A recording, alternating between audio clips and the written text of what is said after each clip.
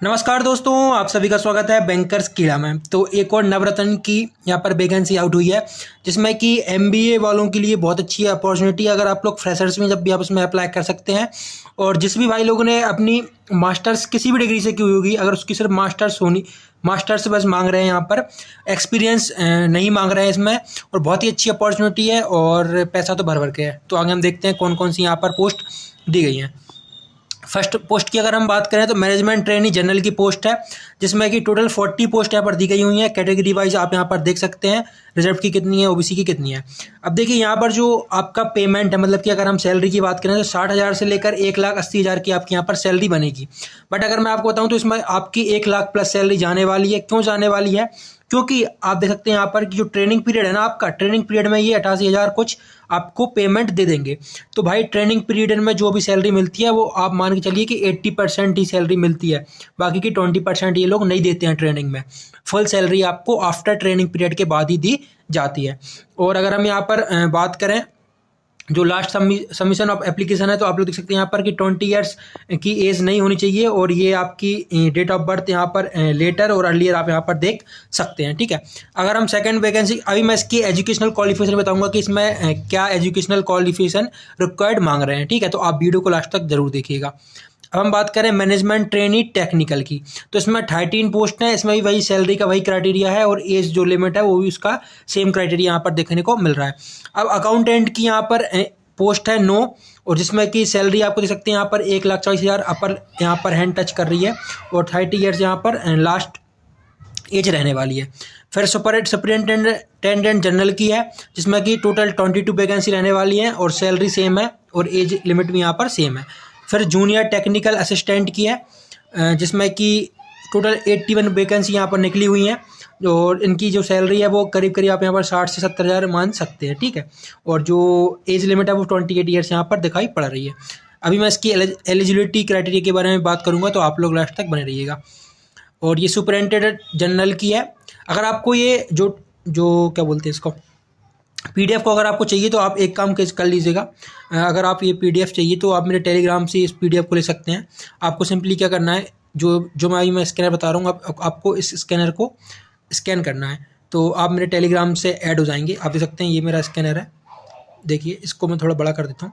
तो आप जैसे ही इसको स्कैन करेंगे तो आप मेरे टेलीग्राम, व्हाट्सअप और इंस्टाग्राम से यहाँ पर कनेक्ट हो जाएंगे। अब मैं इसको थोड़ा कर देता हूँ, और हम फर्दर वीडियो को कंटिन्यू करते हैं। तो जूनियर टेक्निकल असिस्टेंट की यहाँ पर वैकेंसी है, जिसमें कि आपको 10 वैकेंसी यहाँ पर देखने को मिल रही हैं, और इसकी सैलरी देख सकते हैं आप, और इसका एजुकेशन क्वालिफिकेशन भी देख सकते हैं। ठीक है, अब ये सब तो पूरी वैकेंसी हो गई है। अब मैं इसको क्या बताऊँ यहाँ पर, ठीक है ये सब आप पढ़ लेना, मैं आपको मेन चीज़ बता देता हूँ। ये भी ठीक है। टोटल इसमें 180 कुछ वैकेंसी यहाँ पर देखिए, ये तो रिजर्व वैकेंसी है फॉर एक्स सर्विसमैन के लिए।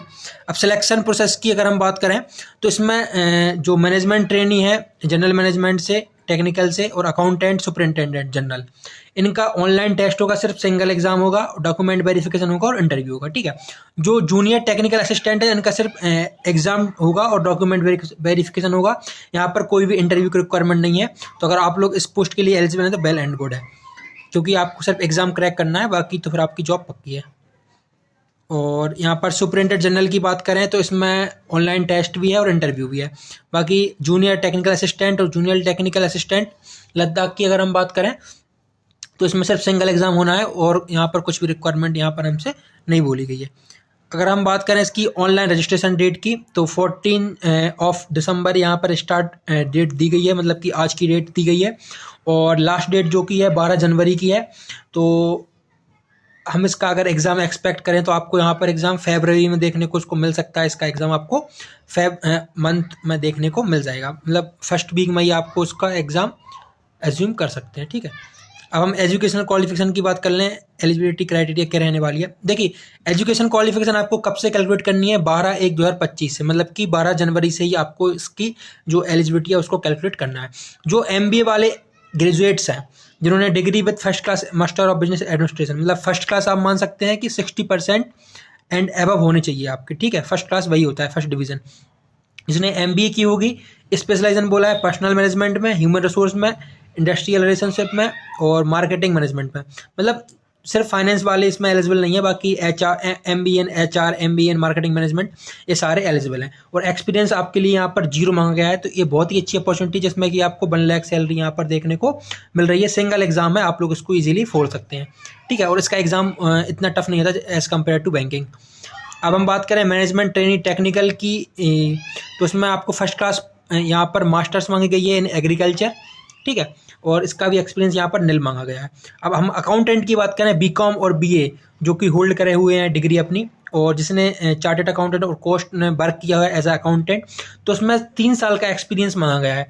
अगर आपके पास 3 साल का एक्सपीरियंस है एज अ अकाउंटेंट तो आप इस पोस्ट के लिए एलिजिबल हैं। और मैं बताऊं तो सबसे ज़्यादा गोल्डन चांस तो आपको इसी पोस्ट में मिलेगा, क्योंकि देखिए नॉर्मली बीकॉम करने वाले स्टूडेंट तो ज़्यादा रहते हैं, बट जिसके पास 3 ईयर एक्सपीरियंस होगा एज अ अकाउंटेंट ये लोग बहुत कम रहते हैं।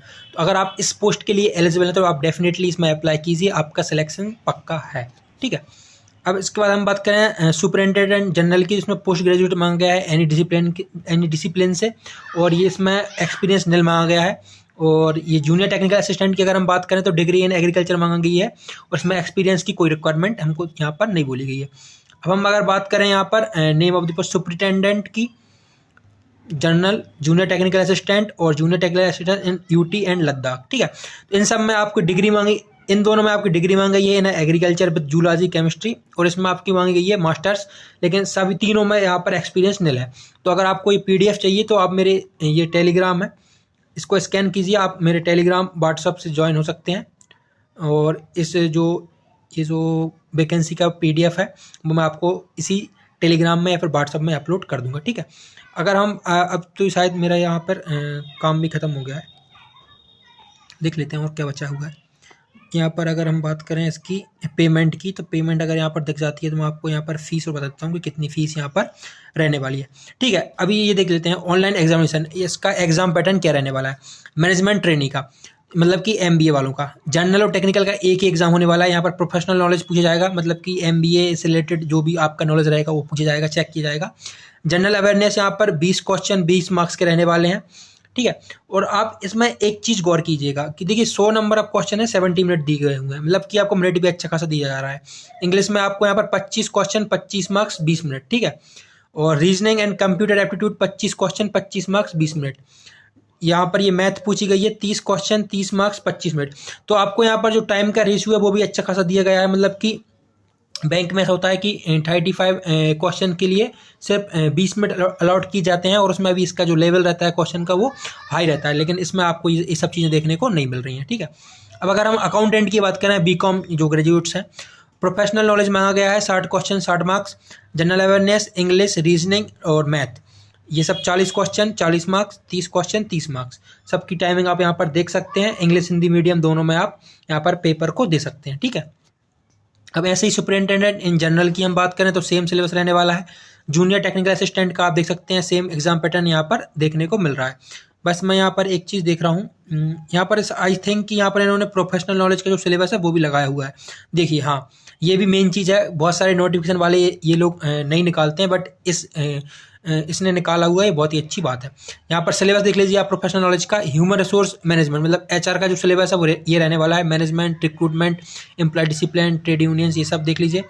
जो लोग मार्केटिंग मैनेजमेंट से हैं उनका सिलेबस ये रहने वाला है। Marketing concept, marketing of service, advertising, brand management और सप्लाई चेन मैनेजमेंट का आप ये देख सकते हैं। सिलेबस फॉर मैनेजमेंट ट्रेनिंग ये देख लीजिए आप। सिलेबस फॉर अकाउंटिंग तो इंडियन अकाउंटिंग स्टैंडर्ड देख सकते हैं आप। अकाउंटिंग प्रोसेस एंड गैप देख सकते हैं। Accounting of income, excess, asset and liability ये सब आप लोग यहाँ पर देख सकते हैं, ठीक है। Bank reconciliation, statement, rectification entries. देखिए ये चीज़ तो बहुत ही ईजी है, आप इनको ईजिली, आपने तो ये बीकॉम में पढ़ के भी रखे होंगे, तो आपको सिर्फ एक बार इसको रिवाइज करना है, ठीक है। और यहाँ पर टैक्सेशन देख लीजिए, ऑडिटिंग का देख लीजिए, सिलेबस ये सब कुछ यहाँ पर दिया हुआ है। बस एक बार मैं वो देख लूँ। ये देखिए यहाँ पर एक चीज़ होती गई कट ऑफ मार्क्स का मैक्सिमम रेशियो ऑफ, ठीक है। यहाँ पर जितनी भी जो वो रहेंगी वैकेंसीज रहेंगी उनकी 1:5 में यहाँ पर इंटरव्यू के लिए कैंडिडेट को यहाँ पर बुलाया जाएगा, ठीक है। तो यहाँ पर जो फीस है वो नहीं मिल रही है मुझे, ये आप सब देख सकते हैं। एलिजिबिलिटी ये देखिए फीस भी दिख गई है। जो SC ST कैंडिडेट हैं उनके लिए एप्लीकेशन फ़ीस निल है, बाकी इंटीमेशन चार्जेस 500 रुपये रखे गए हैं। भाई ये क्या बात हुई यार, मतलब कि एप्लीकेशन फ़ीस आपने यहाँ पर फ्री कर दी और यहाँ पर 500 रुपये इनसे चार्ज ले लिया, तो टोटल 500 रुपये यहाँ पर बन रहे हैं आपके SC/ST वालों के लिए और OBC जनरल EWS इन लोगों के लिए भाई बहुत ही दुख भरी बात है कि इनसे 850 एप्लीकेशन फ़ीस ली गई है और 500 जो चार्जेस हैं वो ली गए हुए हैं। पता नहीं भाई, इससे तो GST ले लेते, GST में भी 18% आपका लगता तो इतना नहीं होता। बाकी 1350 यहाँ पर दिए गए हुए हैं, तो आप लोग देख सकते हैं। आप ये डिटेल नोटिफिकेशन था जिसको मैंने यहाँ पर एक्सप्लेन कर दिया है। आप जिस भी पोस्ट के लिए एलिजिबल हैं कृपया कर इसमें फॉर्म जरूर भरें। जब तक के लिए keep watching, keep subscribing. Radhe Radhe.